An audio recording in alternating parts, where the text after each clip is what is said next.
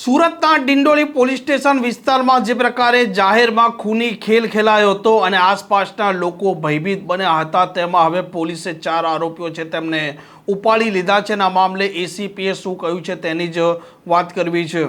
વૈષ્ણવજન તો તેને કહીએ જે પીડ પરાઈ જાનાને રે।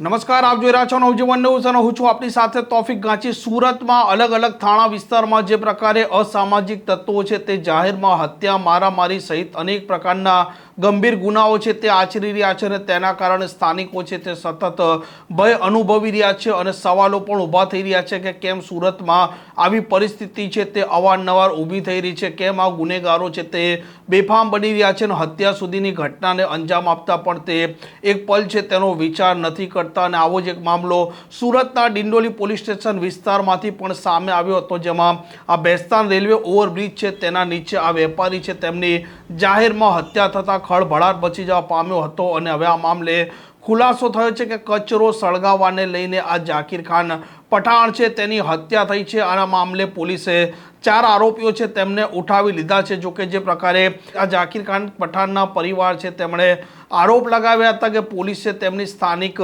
બુટલેગરો સાથે સાંઠગાંઠ છે અને હવે આ મામલે એસીપીએ પણ ખુલાસો કર્યો છે। બેસ્તાન રેલવે ઓવરબ્રિજના નીચે તારીખ 12/5/2026ના રોજ બે પક્ષ વચ્ચે બોલાચાલી અને મારામારીનો બનાવ બનેલો હતો। એ અનુસંધાને એક પક્ષના એક વ્યક્તિ જે છે એમનું ગંભીર ઇજા થવાના કારણે અવસાન થયેલું હતું। એ અનુસંધાને ડિંડોલી પોલીસ સ્ટેશનમાં મર્ડરનો અને બીએનએસની વિવિધ કલમો હેઠળ મર્ડરનો ગુનો દાખલ કરવામાં આવેલો છે। આ બનાવની વિગત એવી છે કે તારીખ 12/5/2026ના રોજ આમાં જે ભોગ બનનાર જે છે જેનું અવસાન થયેલું છે ઝાકીર ખાન જાબીર ખાન પઠાણ, કે જેઓ પ્લાસ્ટિકના ધંધાનો પ્લાસ્ટિકના જે ચીજ વસ્તુ હોય અને ભંગારનો ધંધો કરતા હતા અને એમને એની બાજુમાં ચાઇનીઝની લારી હતી, ત્યાં અવારનવાર અવરજવર કરતા કેટલાક ઈસમો સાથે ભંગારનો કચરો ભેગો કરવા બાબતમાં અને તે ભેગું કરી અને સળગાવવા બાબતમાં અવારનવાર બોલાચાલી થયેલી હતી।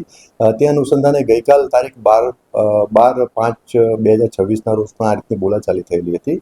આ બોલાચાલી દરમિયાન જાબીર ખાન પઠાણે એના પુત્રને ફોન કરી અને એમને ત્યાં બોલાયા, એટલે એમના પુત્ર અને એમના ફ્રેન્ડ્સ એ બધા જે તે બનાવનું જે સ્થળ છે ત્યાં આવ્યા। તો જેમાં સામેના પક્ષવાળા જે હતા એ પૈકી એકનું નામ છે પ્રીતમ રામનારાયણ શર્મા, બીજાનું નામ છે શુભમ બાલકૃષ્ણ મરાઠે, ત્રીજાનું નામ છે કિરણ ઉર્ફે ચેતન ભાવિષ્કર અને ચોથા આરોપીનું નામ છે અંકિત દિનકર પાટીલ। આ ચારેય આરોપીઓએ ભેગા થઈ અને એકબીજાની મદદગારી કરી અને આ જે વિક્ટીમ જે છે ઝાકીર ખાન જાબીર ખાન પઠાણ અને એના પુત્રો અને એના જે બીજા મિત્રો હતા, એના પુત્રોના મિત્રો હતા, એમની ઉપર ચાકુ અને પ્લાસ્ટિકના દંડાથી હુમલો કર્યો। એમાં જે પ્રીતમ રામનારાયણ શર્મા જે છે એની પાસેના ચાકુથી આ ઝાકીર ખાનના સાથળના ભાગે ઈજા કરેલી હતી અને એમાં વધારે બ્લીડિંગ થતાં એમને સારવાર માટે સિવિલ હોસ્પિટલમાં મોકલેલા હતા અને તેમની સારવાર દરમિયાન એમનું અવસાન થયેલું છે। આ 4 આરોપીઓ પૈકી પ્રીતમ રામનારાયણ શર્મા અને શુભમ બાલકૃષ્ણ મરાઠે એ બંને તપાસના કામે અત્યારે એમની પૂછપરછ ચાલુ રહી છે, એમને ડિટેન કરવામાં આવેલા છે। અને એના સિવાય ત્રીજો જે આરોપી છે કિરણ ઉર્ફે ચેતન ભાવિષ્કર, એને આ મારામારીમાં એને પણ ઈજા થયેલી છે, કારણ કે સામા પક્ષવાળા જોડે જે માથાકૂટ થઈ, મારામારી થઈ, એમાં એમને પણ ઈજા થયેલી છે। તો એમને અત્યારે હાલ સારવાર હેઠળ એપલ હોસ્પિટલમાં રાખેલા છે, એમાં ત્યાં જાપ્તો પણ રાખવામાં આવેલો છે, એટલે એમને પણ ત્યાંથી રજા આપીથી પછી આગળની કાયદેસર કાર્યવાહી કરવામાં આવશે। આ ગુનામાં જે ચોથો આરોપી છે અંકિત દિનકર પાટીલ, એ એની ધરપકડ ટાળવા અત્યારે નાસ્તો ફરે છે, એટલે કે ફરાર છે। એની શોધખોળ કરવા અને એને પકડવા માટે પણ ફિલ્ડમાં ટીમ કાર્યરત છે। આમ આ 4 આરોપીઓ પૈકી 3 આરોપીઓ અત્યારે પોલીસ તપાસ હેઠળ છે અને આ 4 આરોપીઓ પૈકી જે 2 આરોપીઓ જે છે, જે મેઇન આરોપી પ્રીતમ નારાયણ શર્મા અને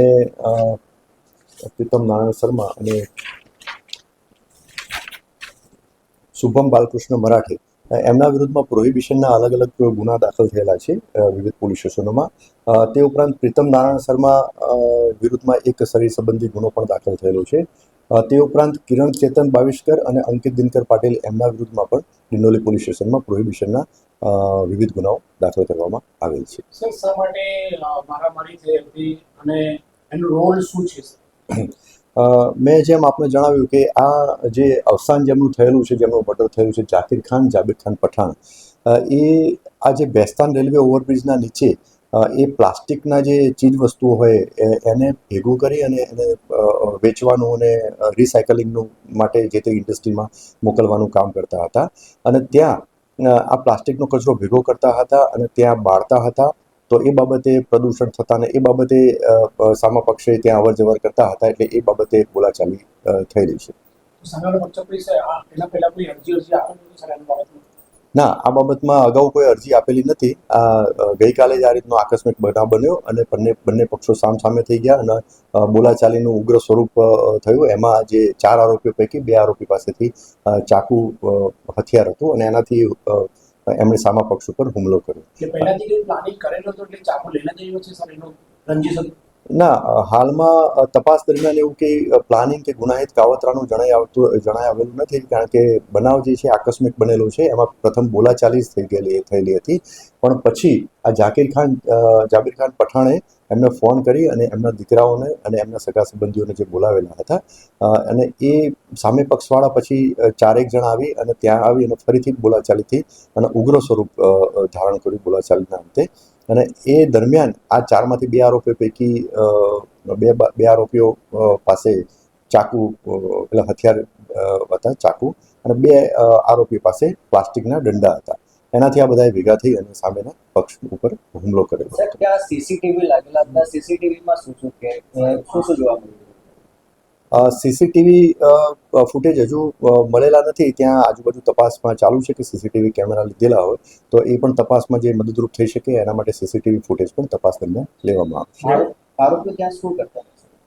આરોપીઓ અલગ અલગ આરોપીઓ પ્રીતમ, શુભમ, કિરણ આ બધા જે છૂટક મજૂરીનું કામ કરતા હોય છે અને ત્યાં જે ચાઇનીઝની લારી જે છે ત્યાં અવારનવાર આવતા જતા હતા.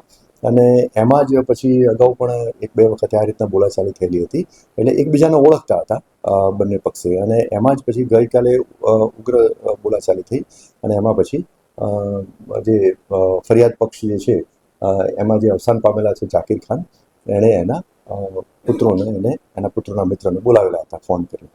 આ પ્રકારની ક્રાઇમ સ્ટોરી માટે નવજીવન ન્યૂઝ ચેનલ સાથે જોડાયેલા રહો. નમસ્કાર.